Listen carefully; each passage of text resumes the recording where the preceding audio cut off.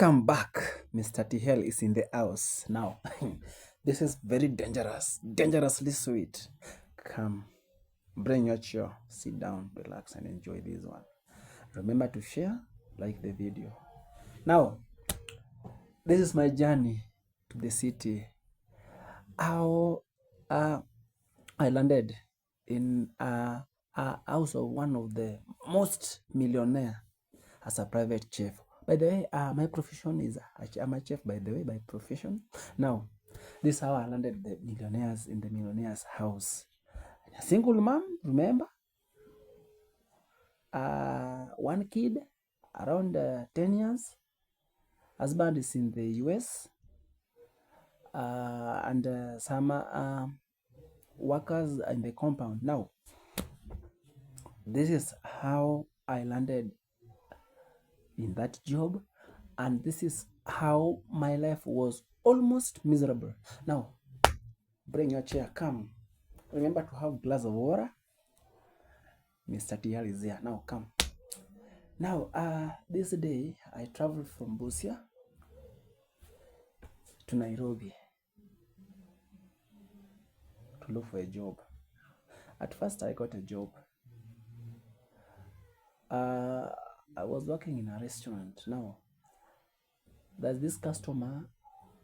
She's driving a Lexus 570. She drove in, came in the restaurant, ordered some food. Of course, the food was very sumptuous, and she liked the food. So after that, he called. He sent one of the waitress, to come and call the chef. So I was chef on duty that day. So I was called. So I had to go and maybe it was a complaint or a compliment, I don't know. So I had to groom myself as well, remove the apron, and then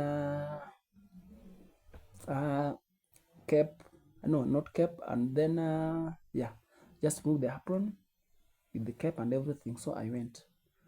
So when I reached there, I found her. She was kind of young, very young, with her 10-year-old child.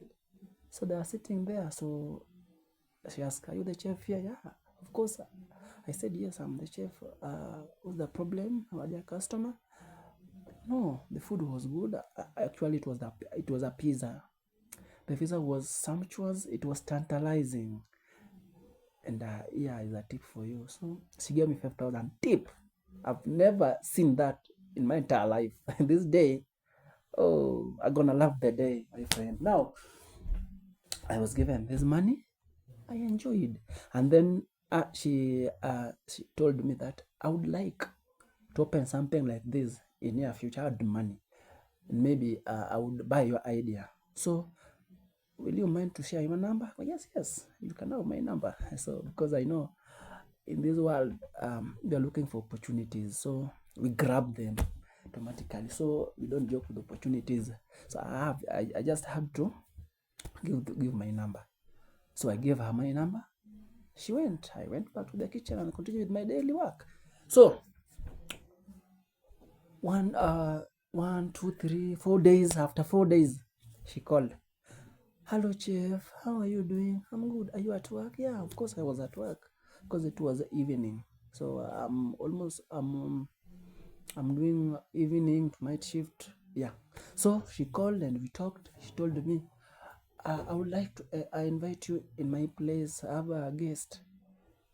So will you be free on Saturday morning?" Of course I was free because I do evening shift. So I have a visitor. I have 10 people. I have 10 people. I want you to prepare a very nice menu and meal for them.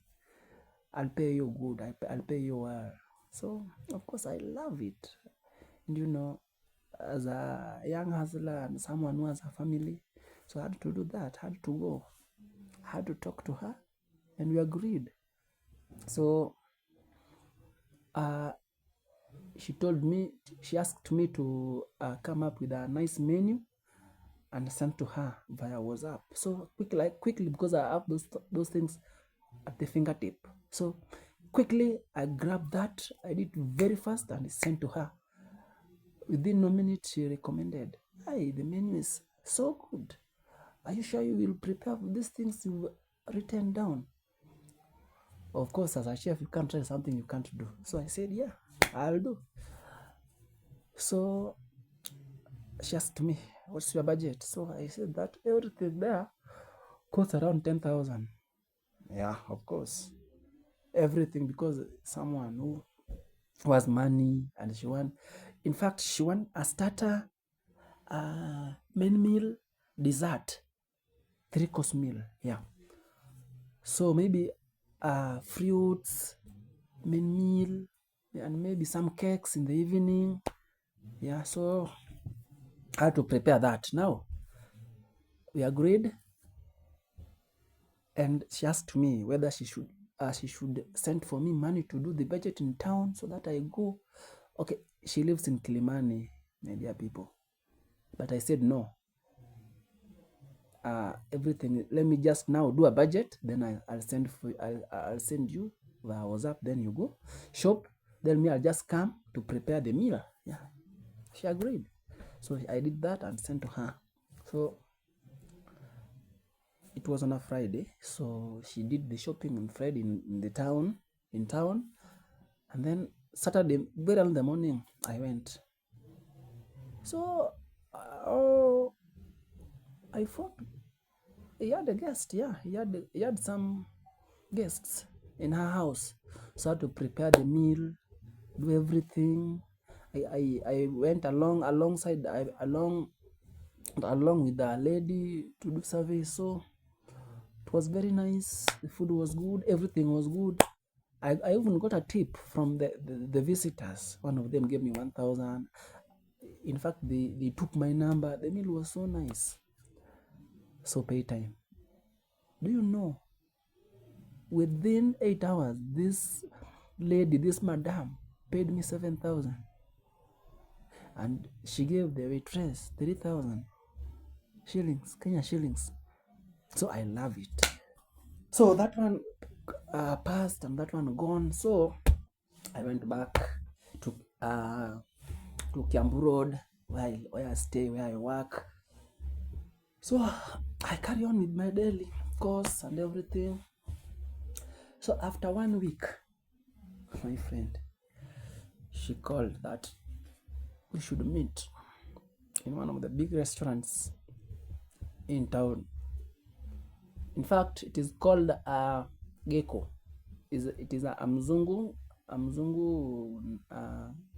the restaurant belonging to a Mzungu. Very busy, ever busy. As not less than 200 people at a given time. That is super busy. I'll share the videos here. How the restaurant. Now we met there. So this time she said that we are going for a benchmarking. She wants to open a restaurant so that I manage for her, because I used to manage a restaurant as well. So I went for benchmarking. We enjoyed everything. We enjoyed the meal. But now this woman said that I should leave where I work to be a private chef in her house, because she claimed that she has many visitors visiting her every day. And the salary, guess the salary? 60,000 in a month. Hey, what? TL, Baba T. This time round, I'm gonna be a millionaire. Plus transport, allowances, house, everything. So if I combine everything plus bonuses, my salary gonna be 80,000 per month. I've ever seen such kind of salary in my entire life in Nairobi. Little did I know. Okay, pause. Now, and she even agreed to offer me half a salary before I start job, because I claimed that I should finish that month so that I can get my salary from where I work, and then I jipanga and go to work for her. She said, "No, I'll pay you that salary. Leave it and come." So I have to leave it and go. So I was a private chef living in her compound, not in her house, please, guys. In her home, in visitor's house. So I went there, came up with a budget for the whole month, and we did everything. We went shopping with her, we shopped, everything went well. And remember, she gave me 30,000 first day.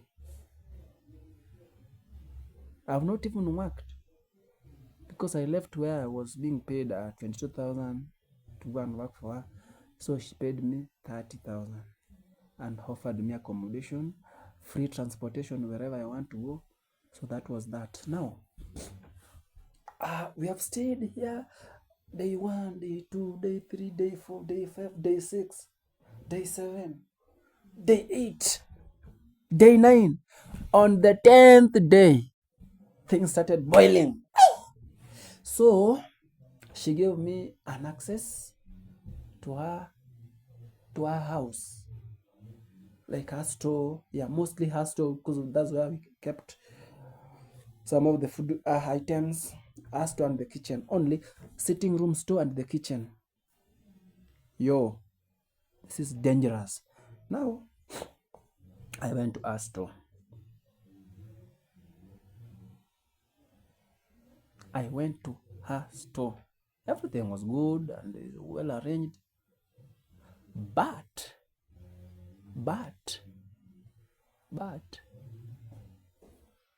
I was sudden. I was shocked. There was something moving crazy under there are some stands. She arranged some stands there. I don't know what was under the stands. I don't know. I can't tell. Now, I heard some strange hissing sound and things are moving, So I was worried, like, what is happening? What is inside these stands? So I just assumed and carried on with my duties. That's the 10th day. Now, the 11th day, I was in the kitchen and she was in her store. I overheard her talking by herself that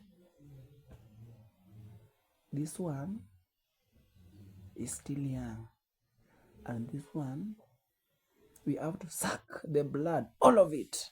What the fuck? What?